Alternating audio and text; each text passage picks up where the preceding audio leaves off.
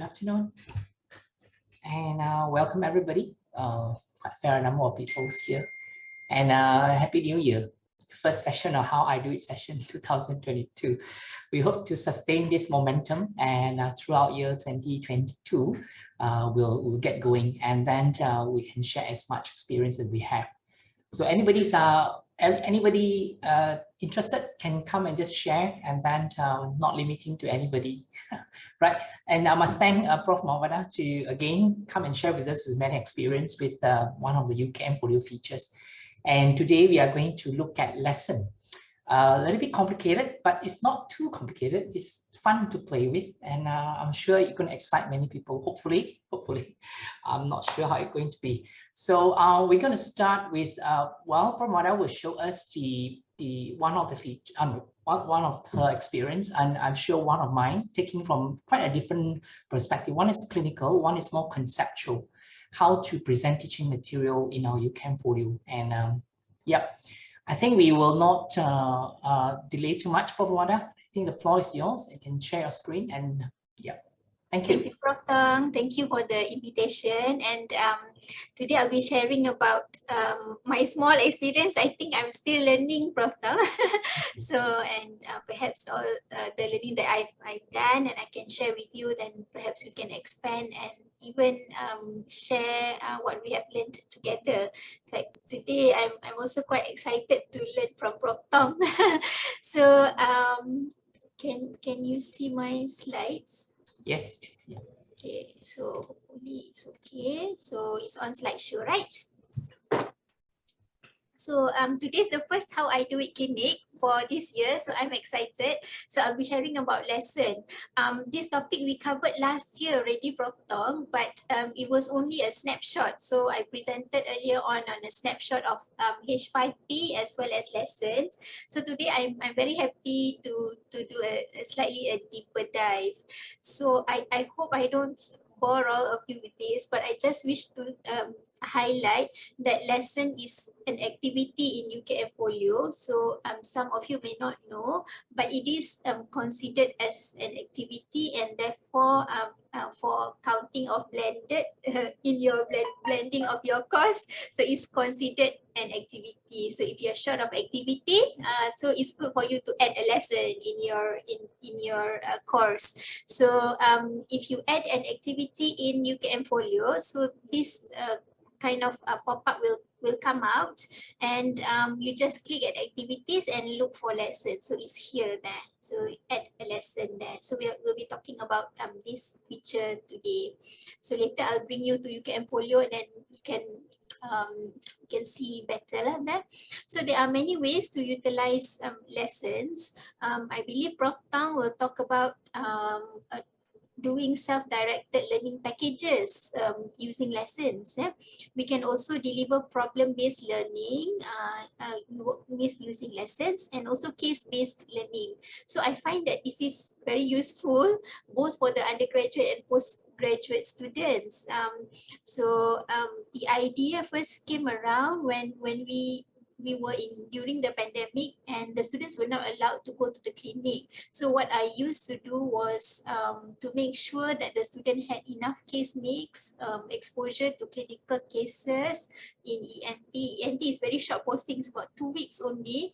So we did a lot of case-based discussions in Microsoft Teams, but it is very lengthy. So the students have to type, and then I have to go through one by one what the students say, and I have to check this is right, this is wrong, and then it takes a lot of my time and also their time. So then when I discovered lesson, it is something that is very useful, especially as a tool to administer case-based learning. So I've not used it as an assessment. The reason why is it doesn't come out in the grade book. So I'm not too sure if anyone else here can give me a tip how to make the lesson come out in the grade book. But for me, I've tried all the marks and grading the essays. It doesn't come out in the grade book, so it's not used as an assessment. So this lesson is administered asynchronously. So that means the teacher, to me, the teacher is not there and the students go through the lesson on their own. So if you wish to make it synchronous, I think it will improve in terms of you are making really sure that the students go through these materials. But to me, I am delivering it asynchronously, and it is something that is extra. So it's if we look at our blueprint, it's something that may be nice to know, or something that is not something that the student must know. For must know, if we we want to make sure that the student get the content. So I kind of feel I don't feel it's adequate, and there's a good strong emphasis enough if let's say we go through the lesson. So I asked myself these three questions. I think these are the three things that I think I must have, because I'm administering it asynchronously, and the student needs to be interested with whatever that I've put up. So I need to have pictures, videos, my explanation need to be clear, so that the student gets a lot from this lesson, because they're doing this asynchronously, and at in the time they're trying to, I mean, they use their own time to do this. It's not in the class. So, and at the same time, I also like that the lesson allows the student to assess their answers and do a bit of reflection. So when they put up their answer, there will be some response triggers that the lecturer can put, so that the student know whether it is correct or incorrect. If it's incorrect, why? If it's correct, why? So there's a lot of this self-assessment and reflection going on. So what are the important features when I design this for the students? Number one, of course, there must be clear objectives or goals, why we put up the lesson, and there should be defined tasks for the students to do to achieve the goals. For example, these defined tasks may be in a form of writing an essay. These defined tasks may be in a form of answering multiple choice questions, or matching the findings to the relevant pictures, or matching the findings to the relevant videos. So you must have this in mind. And the third feature that I like most is the lesson allows us to control the flow of information. It is so relevant in clinical teaching. It's because our clinical teaching is always so structured. So when we see a patient in the clinic, we go by the history, and then we ask, we do a physical examination, we think of the diagnosis, and then we do the investigation, and we manage the patient. So it's always that the same flow that we follow each and every time we see clinical cases. So that control in the flow of information is something that lesson has. So if the student goes through the lesson, the student goes through page 1. After the student complete the task in page 1, then only the student can go to the page 2. So it's like when you're administering problem-based learning, and you have multiple pages, multiple cues, and you want the student to go through bit by bit. So this is what lesson offers. So I want to include challenges. I don't want to be it can't be something that is boring from the lectures, because otherwise the student will not be enticed to go through the whole lesson. The student will stop. This is allergy rhinitis already covered in the lectures, so the student won't go through the whole lesson. That's what I wanted, because my lesson is something that is extra for the student. It is out of the class. And of course, last is about self-assessment and reflection. We talked about it just now. So this is how I build my lesson. I think of a case. Most of the time it's a common presentation, because I want the student to be familiar with the symptomatology. Maybe it can be for an uncommon diagnosis, and this presents a challenge to the student. And the student, I write this diagnosis, it's wrong. Then the student say, how come it's wrong? Then the student re-attempt it again, and make them, it will be kind of like interesting for them, because it represents a challenge for them. Yeah. And when of course, being in ENT, we do a lot of scopes. Therefore, we've got the otoscope, the laryngoscope. So all these have nice findings. So I want to be showing the students typical findings, which can be described or shown in an image or video. So then this becomes clear to the student. Another reason is because this is what is being tested at the end of the posting. So at the end of year 4, we do have an OSCE table for the students. So I think this supplements their knowledge. Yeah? And the last thing that I consider when I build a lesson is when at the end of each goal, for example, at the end of the history page, each goal, I unveil the answer. So the answers must be unveiled for me because it's a self-directed learning. So if the student do not get the answer, then the student will feel dissatisfied. Yeah, this is what I think. Yeah. So I build my lesson from backwards, forwards. So I write all the information that I want at the end. So this would be the last page, and then after that, I break it down to the history, physical examination. Everything is just copy and paste. For an example, this is a lesson on a child with history of nasal obstruction and epistaxis. So I write down all the history, the relevant physical examination, and the pictures that I want to show to the students. And after this, then I proceed to designing the objective. So for this lesson, I had 3 goals. So the first goal was to describe the relevant history in this boy. And goal number 2 was to describe the examination findings leading to a diagnosis. And goal number 3 was to get the student to identify relevant investigations pertaining to the diagnosis. So in this case, it's juvenile angiofibroma. I'm not too sure Prof Tong remember or not, juvenile angiofibroma. I don't think so, kan? Not heard of. But in this case, I think it's although the diagnosis is uncommon, but the presentation is something that is common. A child that presents with nasal obstruction and epistaxis, something that's very common, yeah. So the student can explore along that line. So I'll be putting up a video for you to see what the student goes through as the student goes through this lesson, yeah. So I've talked about this. So yeah, this is one of the things that we talked about earlier. So I designed it in a way that when the student clicks the right answer, so the response given by the lesson should explain or acknowledge the student's thinking of a particular diagnosis. And when the student chooses the wrong answer, the student should be given immediate feedback. So I think these are the features that, I mean, it's good to have all these so that the student is reassured that they are either along the correct path of thinking or the wrong path of thinking. Yeah? So another feature which I like is also these can be reattempted until the learner gets everything correct. Then only the learner moves to the subsequent tasks. Okay, so this ensures that you get your goals fulfilled, you get your objectives fulfilled. Okay, so this is an example. Just bear with me while I play this video. Yeah.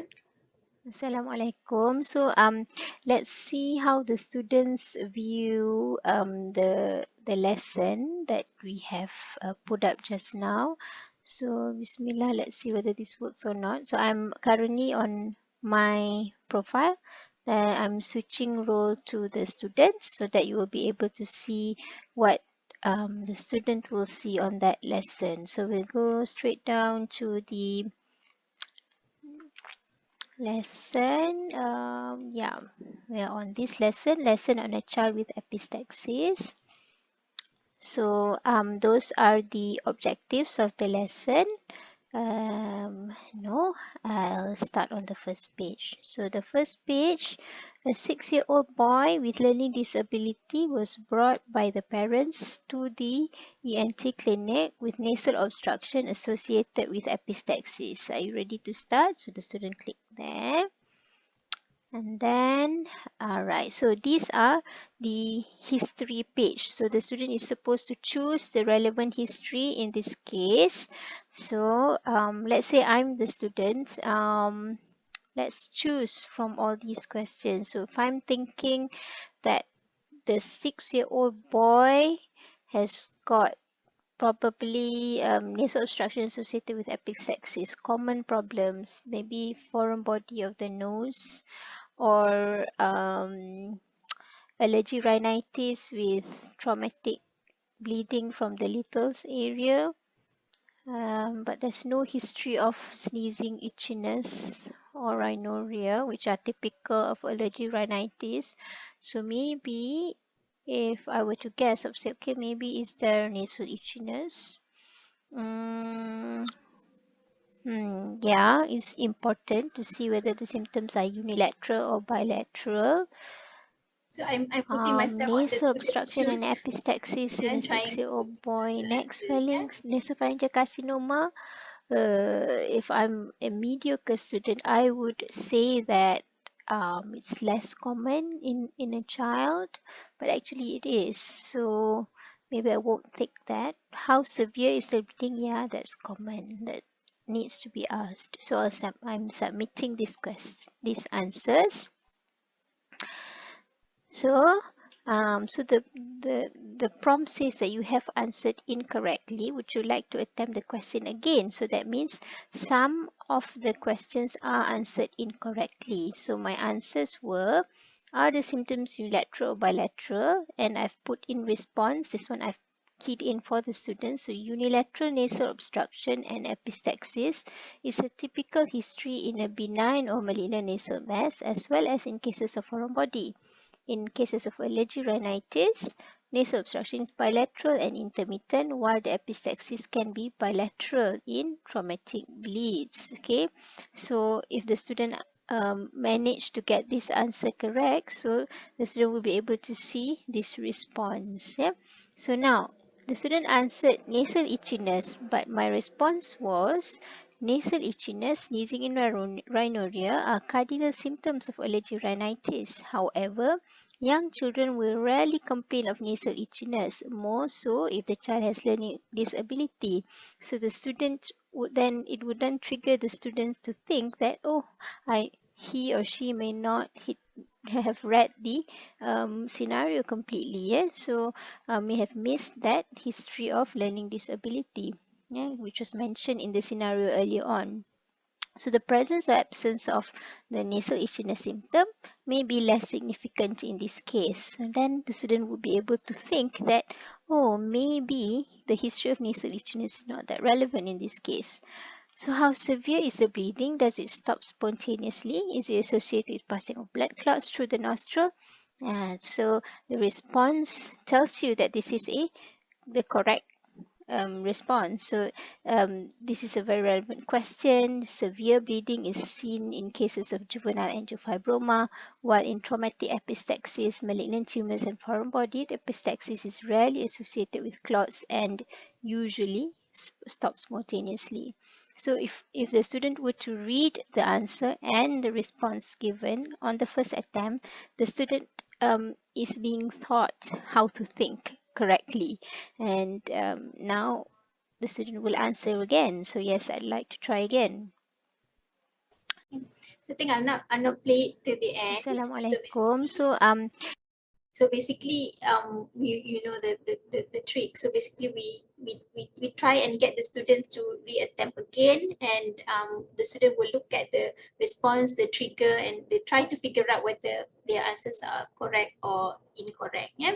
So and after the student completes answering the history page until they get all of the questions correct, then they move on to the examination findings. So I tried to put up a typical finding of a patient with juvenile angiofibroma with nice pictures, and I used the images because I wanted it to be of the same format as an unmanned OSCE.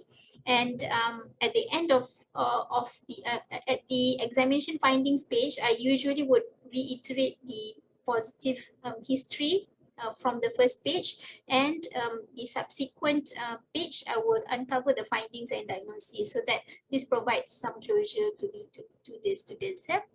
So let's have a look at the video for the examination page. Yeah. So Let's pick up from where we have left. So the students have completed on the relevant history. So now we are moving on to the second objective, which is description of relevant examination findings leading to a diagnosis. So the trigger is saying that a nasal endoscopy was performed, and the student is asked to choose from the combination below the salient findings seen in the image below. What I wanted to do in this question is basically to try and emulate uh, the nasal endoscopy findings that the student will be able to see, leading to a particular diagnosis. So for example, if the student is thinking about nasopharyngeal carcinoma, so the scope findings should show features of a malignant angry looking mass, probably with some ulceration. Yeah? Allergic rhinitis, maybe the inferior turbinate is hypertrophied, things like that. So that this helps the students to understand that these are the salient findings that is expected in each of the diagnoses. So it will help the student to understand the disease, as well as help the student with some of the more the assessment that the student will undergo. For example, at the end of year 4, they will go through the unmanned OSCE, where we'll show clinical pictures and they are supposed to describe these clinical pictures. So for example, presence of a lobulated erythematous mass. So the student can guess, okay, the lobulated erythematous mass would most likely be this one here, and the student needs to choose whether is it normal, is it seen at the right nasopharynx, are we showing the right nasopharynx, is it occluded by the presence of this mass, so in this instance is seen at the right nasopharynx. The inferior turbinate, is it normal, is it occluded by the presence of the mass, or is it seen at the right nasopharynx? So this is an kind of a matching question. So the right this one nasocapy I'm is using occluded by the presence matching of this mass. So it questions. makes it So easier there for the are students, questions and since answers, this and the is student an choose uncommon from a drop-down diagnosis. So I wanted list to what make it is the easy best for the description. salient findings so that the students is able to appreciate. So the student clicks submit, and there will be a prompt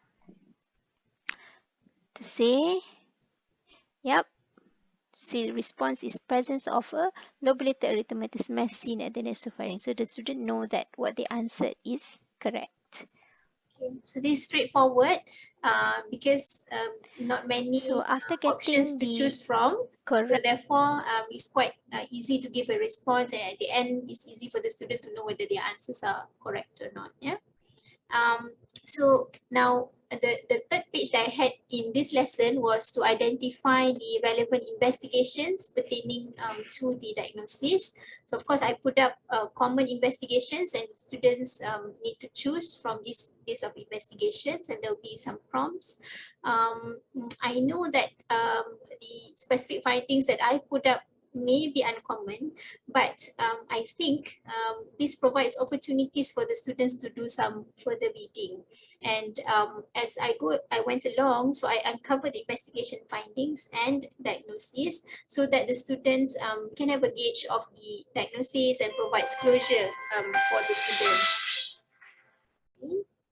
So at the last page, you will see that I provide some learning opportunities for the student for further reading.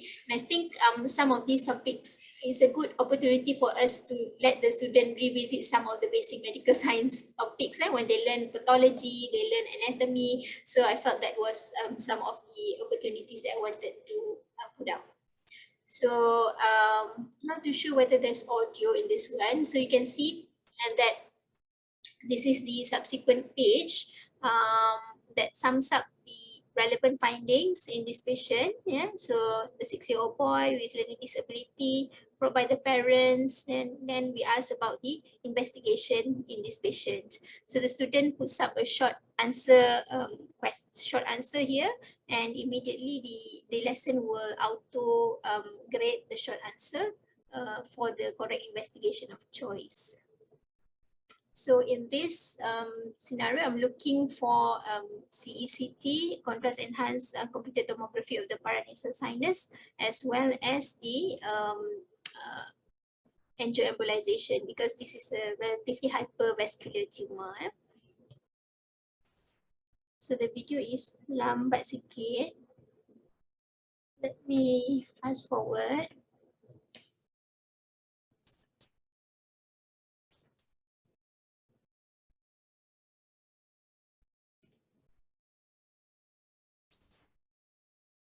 There's a problem when I put the YouTube link. Everything on YouTube will come up. Let's see if I can fast forward it.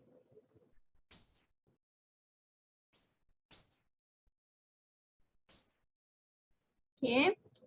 So after the student puts up their answer, so let's say the student writes a CT scan of the paranasal sinus, then angiogram, the student managed to get it right. Then student submits, and then what happens is, comes up this sum up page. So I think this sum up page is very important, whereby I wrap up all the relevant history, relevant physical examinations, and in this page, I try to label the images to really show the students what are they looking at, so that they have a greater understanding of the case. So for example, in this case, so the lobular mass, I label where it is, the inferior turbinate, the normal, inferior turbinate, middle turbinate, and septum is also labeled, so that this lesson becomes self-explanatory and the student can learn more from what I put up. Yeah. So also in this page, there's the radiological imaging, which is the CECT images for this patient, which show the typical Holman-Miller sign, something that's typical in juvenile angiofibroma. So this page doesn't have questions. The student don't need to do any tasks on this page, but it's rather a sum up of the case, so that we know that the student gets what we want the student to get from the lesson altogether.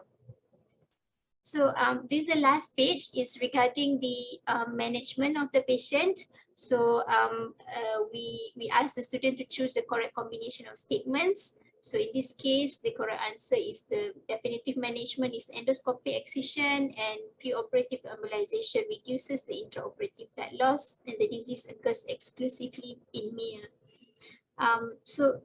These statements then brings the student to the triggers at the last page of the lesson, in which I ask the student, later you will see that I ask the students the reasons as to why the case is as such. For example, the student can do further reading on their own and explain male predilection in this disease, explain the risk of bleeding and hypervascularity in this tumor, and the student can do further reading regarding the classic radiological sign in juvenile angiofibroma, which is the Holman-Miller or entrance sign. So this is formatted as an essay, free type. The student is free to write whatever they want, and they can even Google the answer and then retype the answer. I think this gives a lot of reinforcement in terms of their memory, and when they are active in looking for all this information, I think they will retain better. So which is the whole idea of the lesson altogether. Yeah. So I'm quite done with my sharing for today. I've got other examples, of course, but I think the case that I put up today basically is a similar template that I do for all the other lessons that I've created in UKM Folio. So in conclusion, I like lesson because it fosters participation, on the student's side in solving a clinical problem. So most of the time when the students are even in our clinic, they just listen to what we do, they just observe, and there's no participation on their part. There's no and they can't actually actively participate in what we are doing in the clinic. They just observe. Sometimes the students say that, oh, okay, they are actually becoming the walls in the clinic. They just stand there and then just listen to what the doctors do. And I think the lesson is a great way to administer self-directed learning packages. Of course, we can't be really sure that the students are looking into our materials, and it's too much of a work to see each and every students are actually accessing the materials. But to me, it's a wonderful way for, especially if the students are active students, they want to do further learning, and they are the ones that will gain from all this. So advantages of the lessons to me include they are very structured with clear control of the flow. They've got clear goals, and the outcomes are measurable. So for example, for the questions that I've put up, I can see how the students do for all these questions, and I know which of the part where the students is poorer, which of the parts where the students are stronger. So, and I think the lesson also overcomes the challenges in case mix. Now we are in the pandemic, and we tend to limit the number of cases in the clinic, as well as the number of personnel in the clinic. So when the students attend my clinic, for example, I do a lot of throat cases. They may not see many cases of the nose or cases of the ear in my clinic. So to overcome the challenges in this case mix, I tend to use this lesson. And also for uncommon cases. So for uncommon cases, I think this is a great way. And sometimes you may not come across these cases when the students are with you for about 2 or 3 weeks. Then you may want to put up these cases as lessons in your course. For the postgraduate study, I find it very useful to help them with essay writing, because there's really control of the flow, and yeah, they tend to find it useful on this. So I think that sums up my sharing for today. I welcome questions from the floor, and I would give back to Prof. Tong. Yep. Thank you, Prof. Mawaddah. I think a clear case of how a case can be easily presented in a sequential manner and very interactive, very active learning way. What we always promote, active learning, not reading, and this is the way. So I have a short, maybe 5 minutes of question on particularly on this particular case study kind of sharing. Yeah, I'm reading the Facebook as well. I've seen no question yet from I didn't see any questions from here, but I saw Prof. Roslina that a great tool to train clinical reasoning. How does this differ from the Excel clinician? What advantages, for example? Prof. Roslina, thank you for the question. I've used the Excel clinician personally, and I find that for the Excel clinician, if the cases are already there in the software. For example, cases like bronchial asthma, pneumonia is already there in the DSR clinician. It's quite useful to use the DSR clinician. But for questions which are for cases which are not programmed in the DSR clinician, for example, they have no ENT cases at all in the DSR clinician, and I've tried to input the relevant history physical examination in the DSR clinician. We've managed to put in 3 cases, but it takes a long time for the lecturers. It's not user friendly, I'm afraid, to enter these parameters into the DSR clinician. And on the students' part, we have done some feedback from the students. The student finds that when they are using the DSR clinician, sometimes they get logged out unexpectedly, and all the data that they have previously entered have erased. So they have to do it over and over again, and this creates a lot of anxiety and stress for them. And they feel that using UKM Folio is much more user-friendly compared to the SR clinician. So that's my take on that, Prof. Roslina. Yeah, to add on that, the SR clinician can handle a lot more complex things. They can choose various investigations, and here is a lot more straightforward, simpler. If our case presentation is not too complex, we may train them in this manner also. Yeah. Right. Okay. Right, we will go on for a while. We will continue typing your question as in the chat, and we will answer to that later. So what I'm going to show in the next maybe 20 minutes, not too long, is about how the conceptual, some concept can be taught through lesson. Yeah. So let me just share my screen. Right, let's begin with, if you can see my slide, okay, that's fine. So this is the building a guided self-directed learning packages, which we don't need to spend a lot of time, because a lot of time we very bogged down with many activities. This is a great way to in a way self-directed for them. Yeah. So I was given a topic, how to teach preventive care in family medicine. So the conventional way is give them a guidelines, you know, and let them read, and then come up with some scenario for them to answer. But we doubted how many actually will read the guidelines in thorough manner, in effective manner. So how do we guide them through this? I think the idea is to get them to read some and then to test them along the way. So it's a similar thinking as Prof. Mawaddah has showed, that it's actually challenges in between. So lessons provide a very good platform to do that. So we don't want them to just read, and many of them don't read anyway, right? So if we flip through self-directed learning principle, first we must engage them with, students must be able to see the learning goal and envision what we're going to get at the end.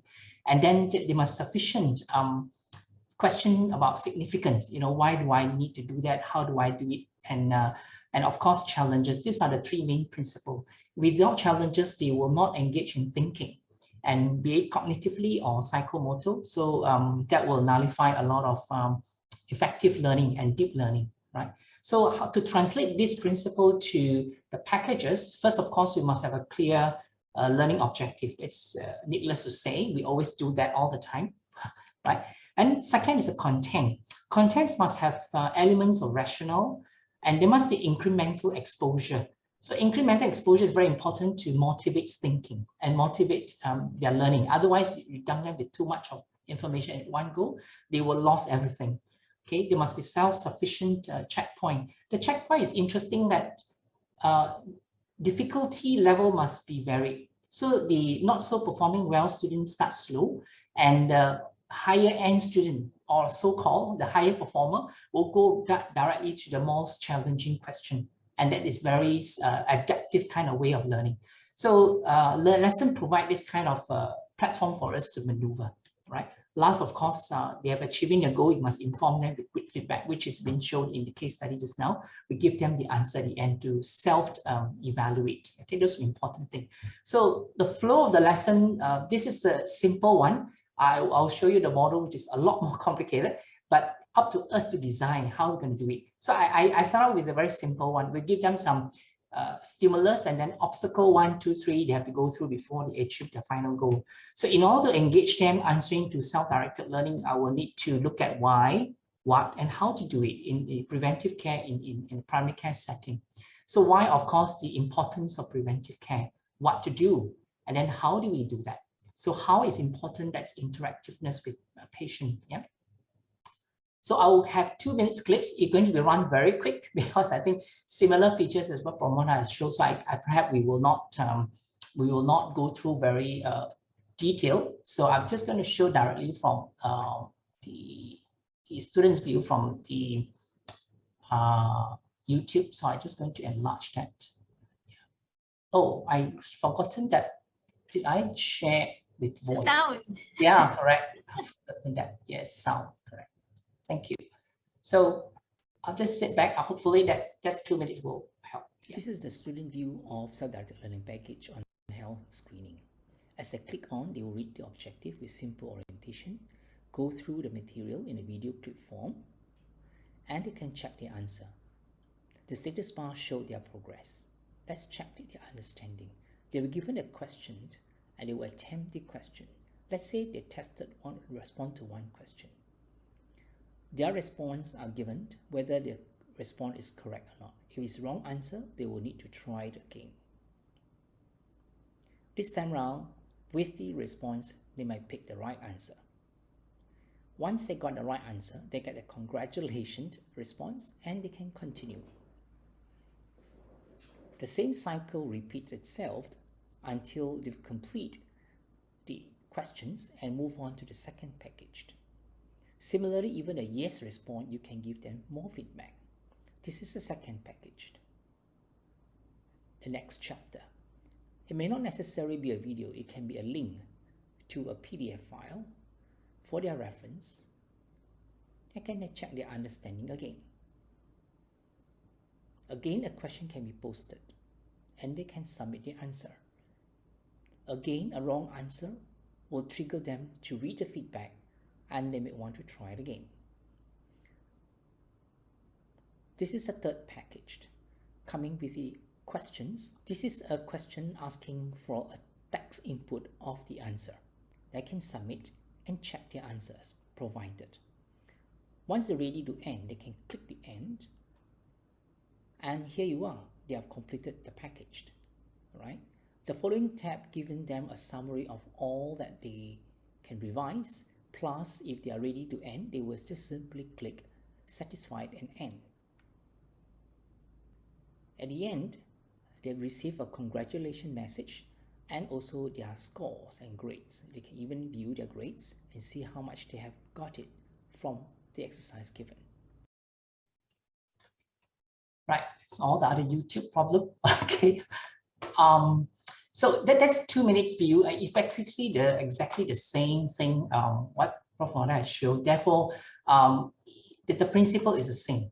So with that, I'll just go through an 8-minute clips. I think we have time to see how do we build it from our UCAM folio. I just click on the chat. There perhaps some, okay, not something like that. So the 8-minute clips will tell us how are we going to move from building a lesson. So this is only 8 minutes, very short, and I can stop anytime if we need to. Yep. So I'm just going to. This demonstrates how we start a lesson, like creating a topic. Let's give it a title and a brief description with a picture, just to engage students on this lesson. Once you have done, we can save the changes. And here you are. Now it's time to add a lesson. Create a lesson by picking the right activity. Give the lessons a title. And the objectives. We can put in a simple narrative to explain what is coming. So this objective will be carried throughout the whole lesson. So students will be guided with the learning objective, what they need to achieve at the end. Okay. Now, pay attention to appearance. This is where we can click the progress bar and menu display.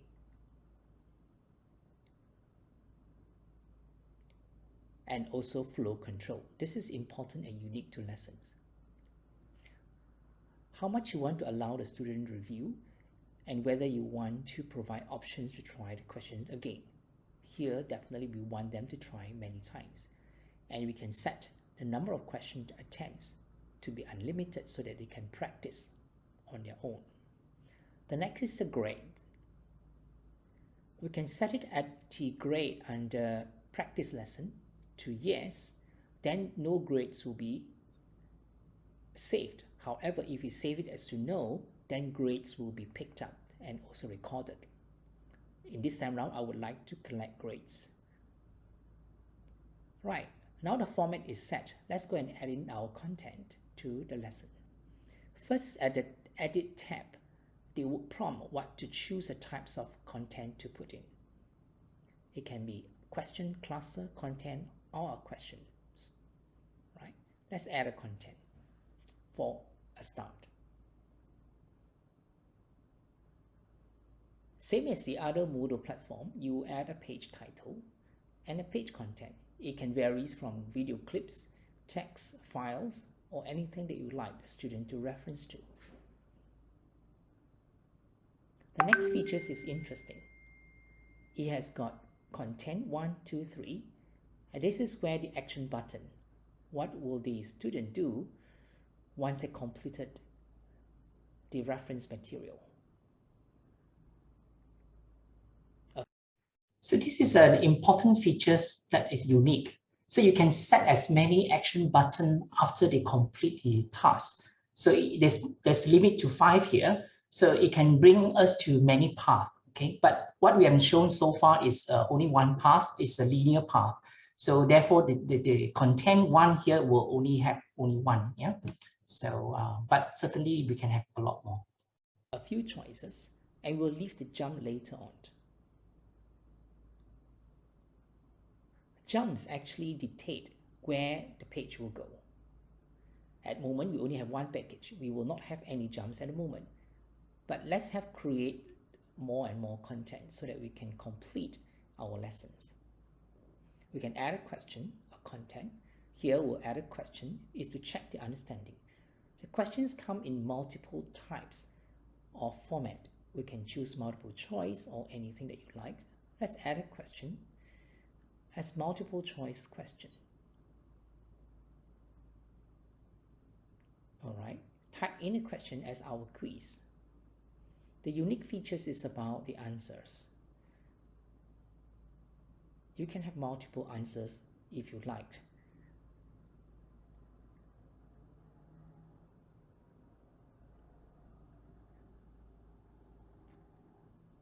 Wrong answer will be given 0 marks, and the jumps dictate where the student will be taken to once they have chosen this answer.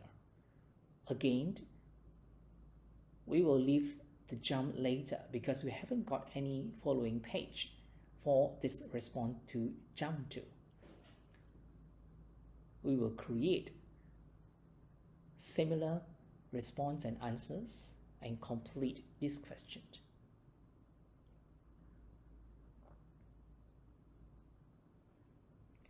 Answers 4 is the correct one, therefore the score must be given to 1. Similarly, we will give them a response to the answer. The response is actually the feedback we would like students to have. Here we have a content and a question, and all jumps are set to this page, because we haven't got the link up yet. Now we can go on creating more content, more questions to complete all the content that we like to have.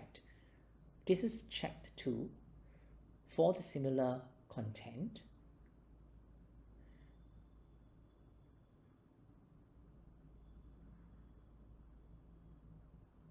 We are fasting it forward so that we can save the time for similar process. So now we have 1 content and 2 checks. We can add the second package, and the cycles repeat itself with more checks in between, right? Now all contents are created, well, partly, then we can edit jumps to create links between this content by clicking at the gear button. So after the content, we would like the student to jump to the next checks 1.1. The check 1.1 is the one we created. The list is populated by the Moodle platform. Now you can see that after the completing the content 1, they will go to check 1. Let's go to the question and see where they would go. If you answer the question wrongly, they will come back to this page, obviously, to retry. And answer 4, if they have answers correctly, they will move on to the second checks. So we can have multiple questions. Now we can see that in check 1.1,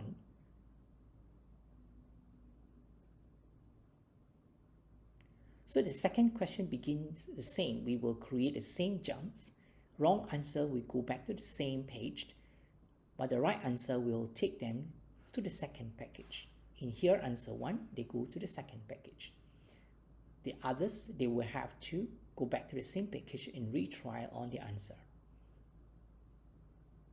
Now we have all the jumps set and check whether the jumps are all correct. Now it's time to add the last ending page. Similarly, I will choose the content so that I have more control of how I can end the session. I can add a congratulation messaged and create content 1, 2, 3 to be linked to the previous packages so that student can revise them.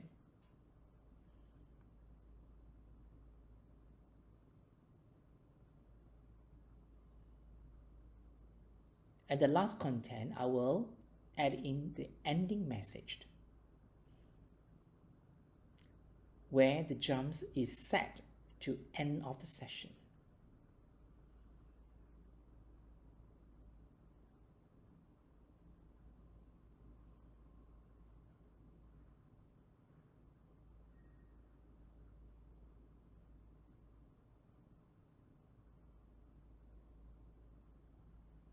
The end of the session message is created automatically by Moodle.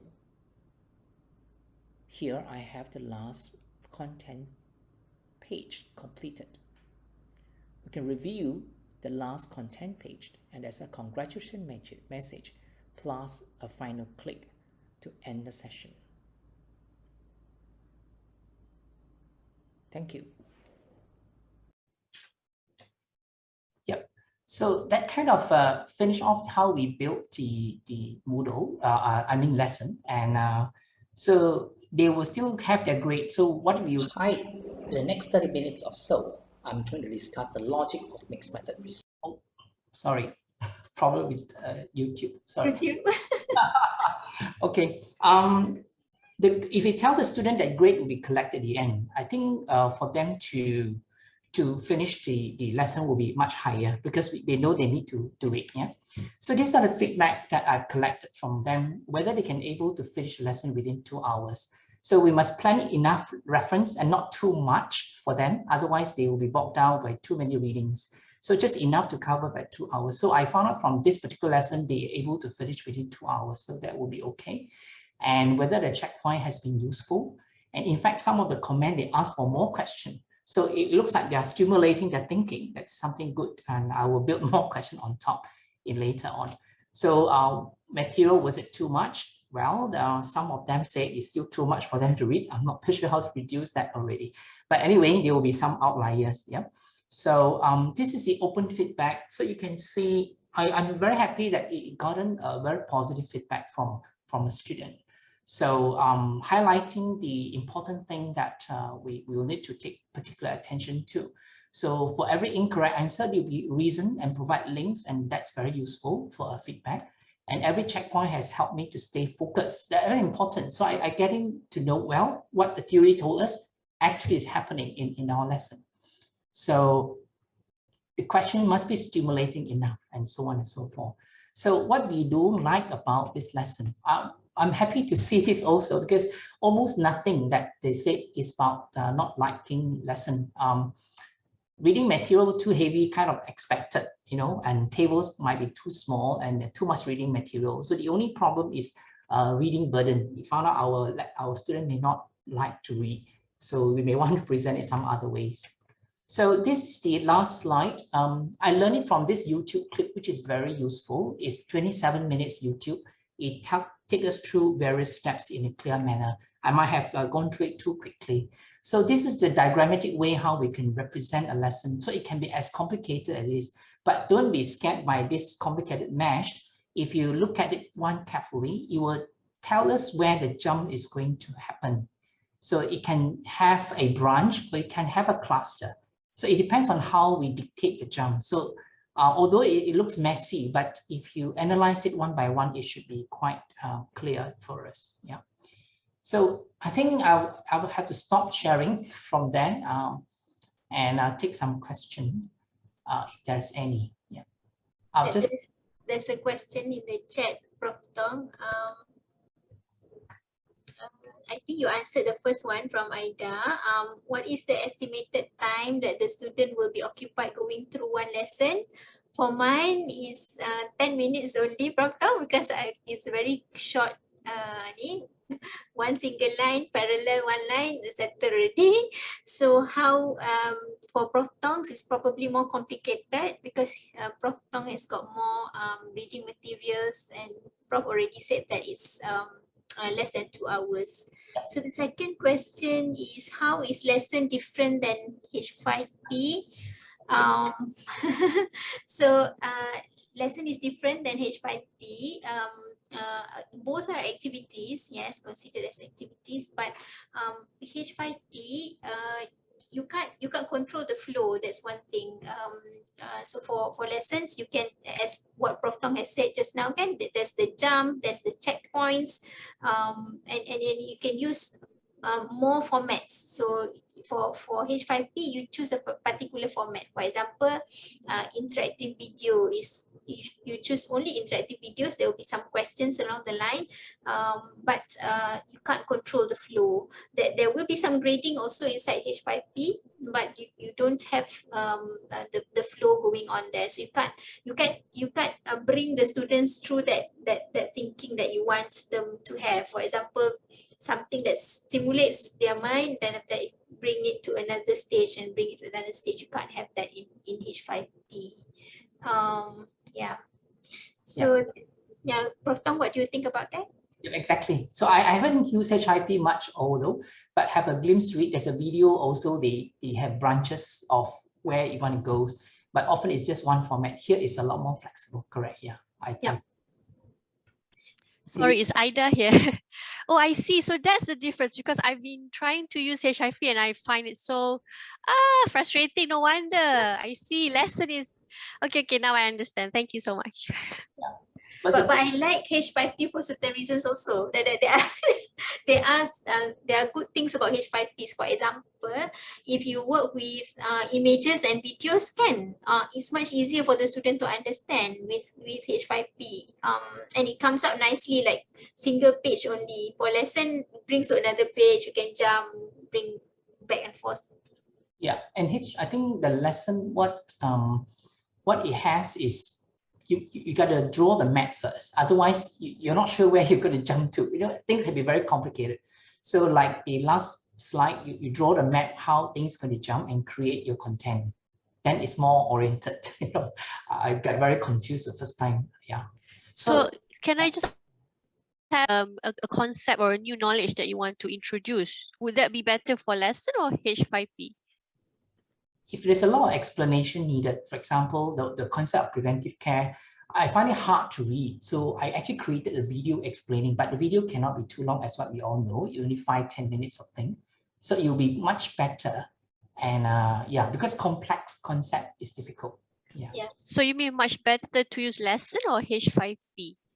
Because I've tried using H5P and I gave up halfway. Lesson. Yeah. Lesson. Oh, thank you. The next question is lesson suitable for case-based discussion? Is Nasri here?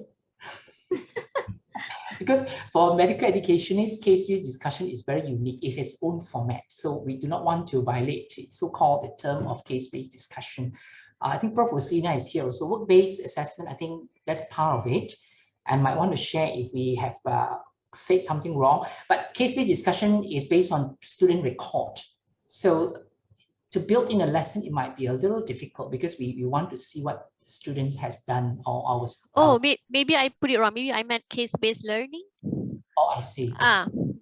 That's what Prof. Mawaddah should, I think. Yep. Case-based learning, yes, it's suitable for lessons. But if you want something that is synchronous, like case-based discussion, you need a synchronous you need a synchronous platform. So otherwise the student do not get their feedbacks right, because it's not instantaneous. So for case-based learning is suitable, but you must determine what is your goal first. Determine your goal and then write in your response that is suitable for case-based learning.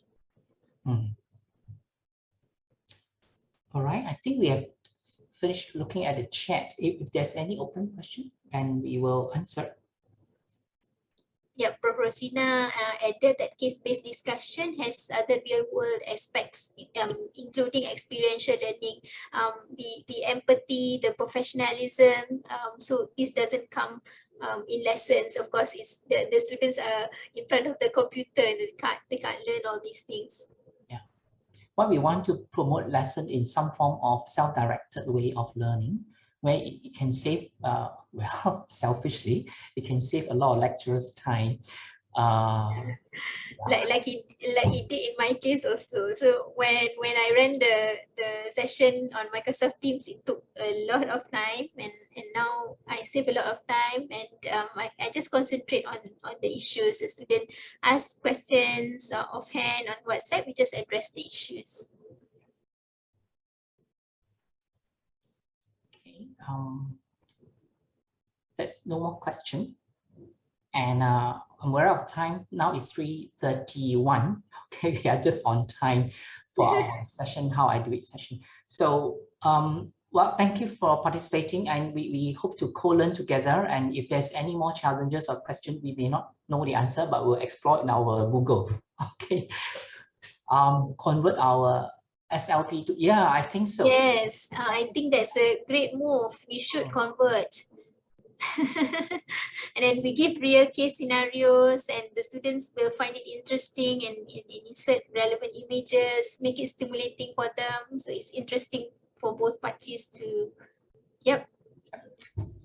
All right, we'll have the record made available in our Active Learning Microsoft team, but we still remember the team, but we'll put it up as well as the YouTube somewhere, and we're accessible for that.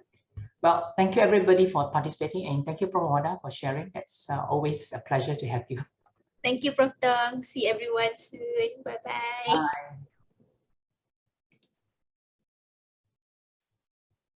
And thank you, Zaki, for the QR code. Yeah. And Azrul. Yeah, thank you. Welcome, Prof. Welcome, Prof.